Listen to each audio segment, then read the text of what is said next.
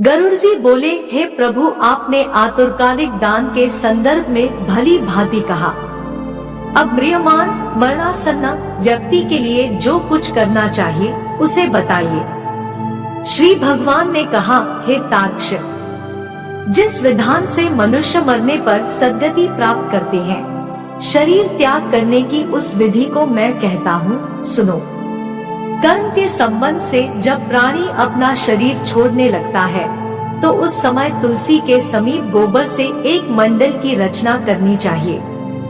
वहाँ उस मंडल के ऊपर तिल बिखेरकर कुशों को बिछाएं, तदंतर उनके ऊपर श्वेत वस्त्र के आसन पर शालिग्राम शिला को स्थापित करें। जहाँ पाप, दोष और भय को हरण करने वाली शालिग्राम शिला विद्यमान है, उसके सन्निधान में मरने से प्राणी की मुक्ति सुनिश्चित है। जहाँ जगत के ताप का हरण करने वाली तुलसी वृक्ष की छाया है, वहाँ मरने से सदैव मुक्ति ही होती है, जो मुक्ति दानादि कर्मों से दुर्लभ है। जिसके घर में तुलसी वृक्ष के लिए स्थान बना हुआ है, वह घर तीर्थ स्वरूप ही है, वहाँ यम के दूत प्रवेश नहीं करते। तुलसी की मंजरी से युक्त होकर जो प्राणी अपने प्राणों का परित्याग करता है, वह सैकड़ों पापों से युक्त हो तो भी यमराज उसे देख नहीं सकते। तुलसी के दल को मुख में रखकर तिल और कुश के आसन पर मरने वाला व्यक्ति पुत्रहीन हो तो भी निसंदेह विष्णुपुर को जाता है। तीनों प्रकार के तिल, काले, सफेद और भूरे, कुश और तुलसी, ये सब म्रियमाण प्राणी को दुर्गति से बचा लेते हैं।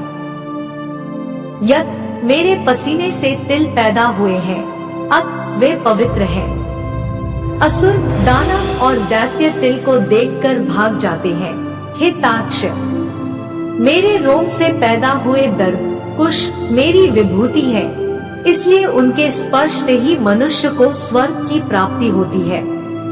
कुश के मूल में ब्रह्मा, कुश के मध्य में जनार्दन और कुश के अग्रभाग में शंकर, इस प्रकार तीनों देवता कुश में स्थित रहते हैं। इसलिए कुश, अग्नि, मंत्र, तुलसी, ब्राह्मण और गो, ये बार बार उपयोग किए जाने पर भी निर्माल्य नहीं होते। पिंडदान में उपयोग किए दर्भ, प्रेत के निमित्त भोजन करने वाले ब्राह्मण, नीच के मुख से उच्चरित मंत्र, नीच संबंधी गाय और तुलसी तथा चिता की आग, ये सब निर्माल्य अर्थात अपवित्र होते हैं। गोबर से लीपी हुई और कुश बिछाकर संस्कार की हुई पृथ्वी पर आतुर मरणासन्न व्यक्ति को स्थापित करना चाहिए।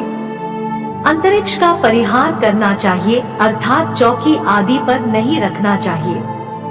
ब्रह्मा, विष्णु, रुद्र तथा अन्य सभी देवता और हुताशन, अग्नि, ये सभी मंडल पर विराजमान रहते हैं, इसलिए मंडल की रचना करनी चाहिए।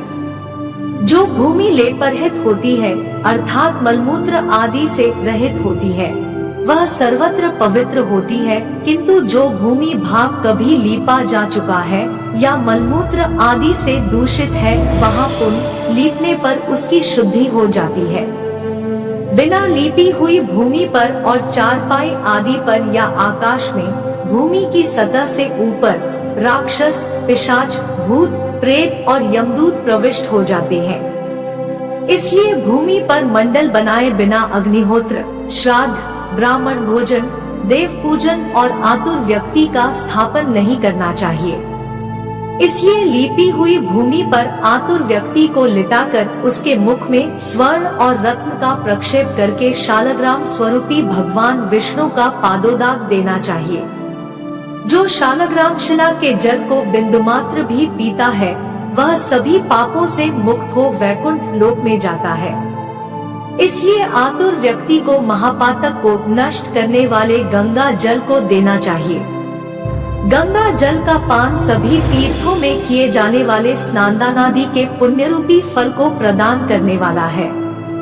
जो शरीर को शुद्ध करने वाले चांद्रायन व्रत को 1000 बार करता है और जो एक बार गंगा जल का पान करता है, वे दोनों समान फल वाले रहते हैं। हे तार्क्ष, अग्नि के संबंध से जैसे रुई की राशि नष्ट हो जाती है, उसी प्रकार गंगाजल से पातक भस्मसात हो जाते हैं।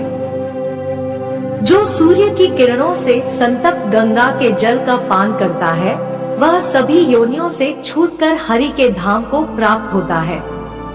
अन्य नदियां मनुष्यों को जलावगाहन स्नान करने पर पवित्र करती हैं, किंतु गंगा जी तो दर्शन स्पर्श दान अथवा गंगा इस नाम का कीर्तन करने मात्र से सैकड़ों हजारों पुण्यरहित पुरुषों को भी पवित्र कर देती है।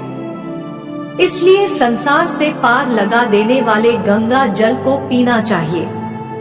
जो व्यक्ति प्राणों के कंठगत होने पर गंगा गंगा सा कहता है वह विष्णु लोक को प्राप्त होता है और पुनः भूलोक में जन्म नहीं लेता।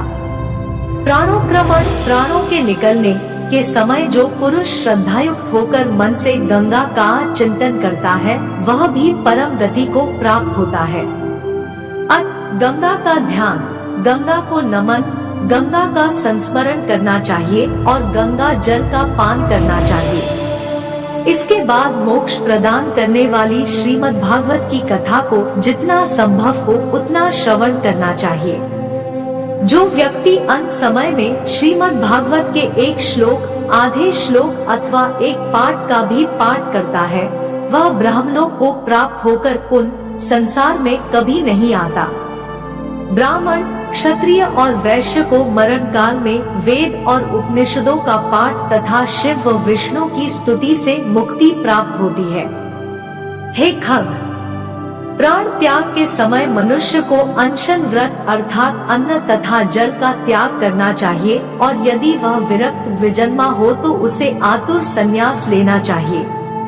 प्राणों के कंठ में आने पर जो प्राणी मैंने संन्यास ले लिया है सा कहता है वह मरने पर विष्णु लोक को प्राप्त होता है। पुनः पृथ्वी पर उसका जन्म नहीं होता।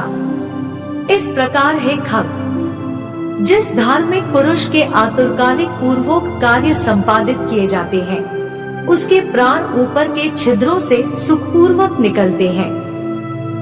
मुख, दोनों नेत्र, दोनों नासिकारंध्र तथा दोनों कान ये 7 ऊपर के द्वार छिद्र हैं।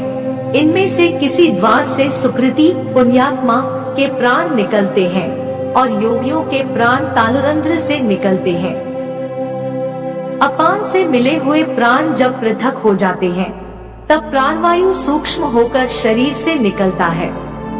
प्राणवायु रूपी ईश्वर के निकल जाने पर काल से आहत शरीर निराधार वृक्ष की भांति गिर पड़ता है। प्राण से मुक्त होने के बाद शरीर तुरंत चेष्टाशून्य, घृणित, दुर्गंधयुक्त, अस्पृश्य और सभी के लिए निंदित हो जाता है। इस शरीर की कीड़ा, विष्ठा तथा भस्मरूप ये 3 अवस्थाएं होती हैं। इसमें कीड़े पड़ते हैं। यह विष्ठा के समान दुर्गंधयुक्त हो जाता है अथवा अंततः चिता में भस्म हो जाता है। इसलिए क्षण मात्र में नष्ट हो जाने वाले इस देह के लिए मनुष्यों के द्वारा गर्व क्यों किया जाए। पंचभूतों से निर्मित इस शरीर का पृथ्वी तत्व पृथ्वी में लीन हो जाता है, जल तत्व जल में, तेजस तत्व तेज में और वायु तत्व वायु में लीन हो जाता है। इसी प्रकार आकाश तत्व भी आकाश में लीन हो जाता है। सभी प्राणियों के देह में स्थित रहने वाला सर्वव्यापी शिव स्वरूप नित्य मुख और जगत साक्षी आत्मा अजर अमर है। सभी इंद्रियों से युक्त और शब्द आदि विषयों से युक्त मृत व्यक्ति की देह से निकला जीव कर्मकोश से समन्वित तथा काम और रोगादि के सहित पुण्य की वासना से युक्त होकर अपने कर्मों के द्वारा निर्मित नवीन शरीर में उसी प्रकार प्रवेश करता है जैसे घर के जल जाने पर गृहस्थ दूसरे नवीन घर में प्रवेश करता है। तब किंकिणी जाल की मालाओं से युक्त विमान लेकर सुंदर चामरों से सुशोभित देवदूत आते हैं। धर्म के तत्व को जानने वाले बुद्धिमान धार्मिक जनों के प्रिय वे देवदूत कृतकृत्य इस जीव को विमान से स्वर्ग ले जाते हैं। सुंदर दिव्य देह धारण करके निर्मल वस्त्र और माल्य धारण करके सुवर्ण और रत्नादि के आभरणों से युक्त होकर वह महानुभाव जीव दान के प्रभाव से देवताओं से पूजित होकर स्वर्ग को प्राप्त करता है। अगर आपको वीडियो अच्छा लगा हो तो चैनल को सब्सक्राइब करें। धन्यवाद।